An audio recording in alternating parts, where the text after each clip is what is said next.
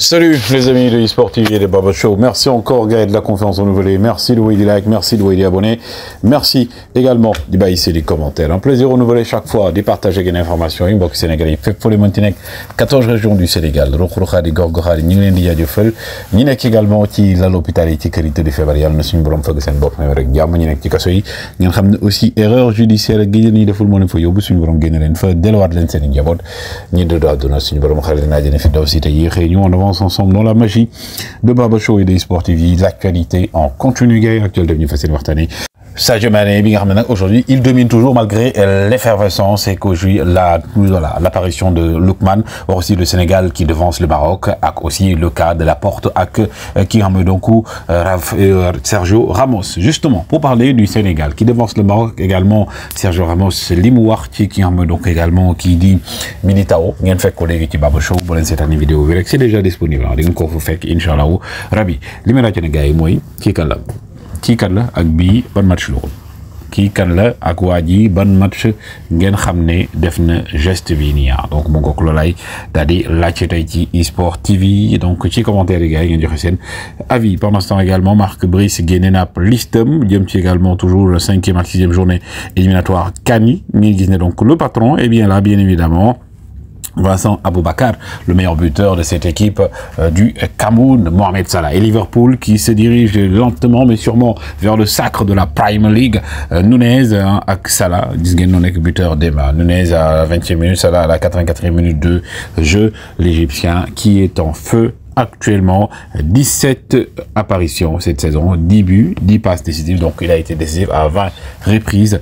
Mohamed Salah, bi nga xam ne gars yi moom fi ni daal gars yi Premier League moom mi ngi si imposé wu mais Afrique moom moo ko daal di dese parce que actuellement ñoom Sadio Mané ñoo nekk devant lui bu ñu xool en matière de sacre. Pendant ce temps là, mauvaise nouvelle pour Trent Alexander-Arnold. Demain il est sorti sur blessure. Le joueur anglais donc de Liverpool nga xam ne actuellement moom mi ngi war a négocier wala day toog du côté de Liverpool. Bu ñu jógee ci loolu également gis ngeen classement moo nekk nii maintenant Liverpool qui a 5 points d'avance sur Manchester City, Nottingham Forest, Arsenal tey lay joué ak également ki nga xam ne donc Chelsea.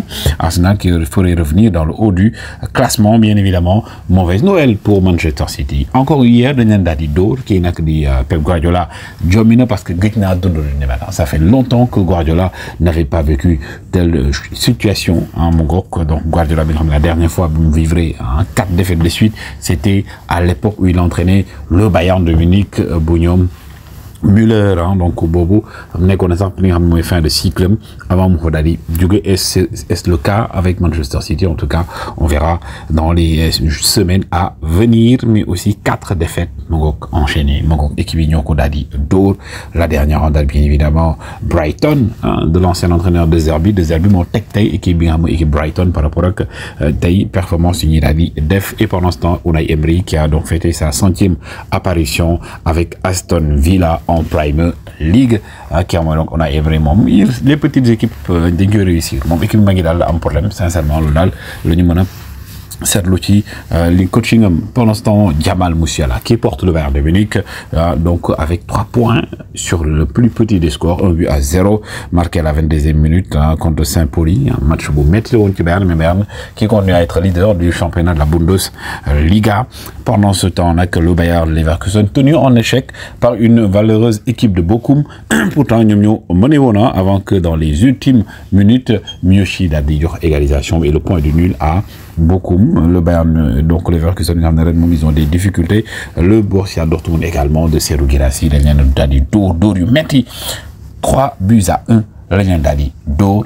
Guirassy impuissant face à cette défaite, il ne pouvait absolument rien faire. Pendant ce temps la Juventus de Turin qui régale donc ñoo 2-0 grâce à Weah ak Yildiz, le joueur de George Weah, le fils de George Weah bi nga xam ne mi ngi sur les pas de son père même bu fekkee ne sori na niveau bi papam amoon. Yildiz bi nga xam ne sax actuellement gars yi donc moom lañ jox man of the match. Il est en train de faire une saison exceptionnelle. Est-ce qu'il va rester ou pas ou non? Oui ou non plutôt du côté de la Juventus de Turin? On verra dans les semaines à venir. Également, il y a le Milan AC. Milan, actuellement, les supporters en ont probablement assez. Qui a une performance en dents de scie, comme de l'art. Ils ont gagné sur un match nul, sur une Dorlen. Hier, ils ont fait donc un match nul, 3 buts partout, donc face à Cagliari. Match pour ramener Léao aussi a été décisif. Pendant ce temps, le Paris Saint-Germain qui déroule, un peu fébrile, mais le Paris Saint-Germain, Angers, 4-2. Lee Kang-in, Modouel, donc doublé. Barcola également doublé, mais aussi qui a Asensio qui a fait 3 passes décisives. Donc pour le Paris Saint-Germain. Qui a ramené donc Sergio Ramos, il y a des rumeurs de Sergio Ramos d'aider le Real ou pas. C'est faux selon les informations. Le Real ne compte pas faire revenir Sergio Ramos, même si il est toujours libre de tout contrat pour l'instant de la Noire. Donc actuellement, la priorité du Real Madrid, selon les informations, reste Aymeric Laporte pour plusieurs raisons. Parce que déjà, il n'est pas dans le championnat européen, donc mon closum et tout, avec il y a plus de possibilités de ce côté, mais quand même, ce sera difficile parce que nous avons donc on a l'école nationale buñ koy bàyyi dañuy jox xaalis bu bëri moo tax mu xaw a indi ay torof la suite nag également di ngeen ko am léegi ci Bubble Show. Pendant ce temps, qui a donc Ademola Lookman, dernier ballon d'or, il était 15e. Donc depuis que Sadio Mané est parti donc de l'Europe donc vers Al Nassr, donc Belégui, il n'y a plus de joueurs africains dans le top 5. Le dernier à être dans le top 2 même, c'était Sadio Mané. Pourtant, aujourd'hui, son nombre plane toujours dans le football africain, donc concernant le football mondial au niveau des classements. Les amis, Limoné Konak, information numéro 2. On se donne rendez-vous tout de suite sur Baba Show pour parler donc des Lions qui devancent le Maroc, du cas également de Sergio Ramos, mi rendre hommage à Militao ak yeneen actualité léegi-léegi suba xëy na bon sur le gars yi jàngeen jëf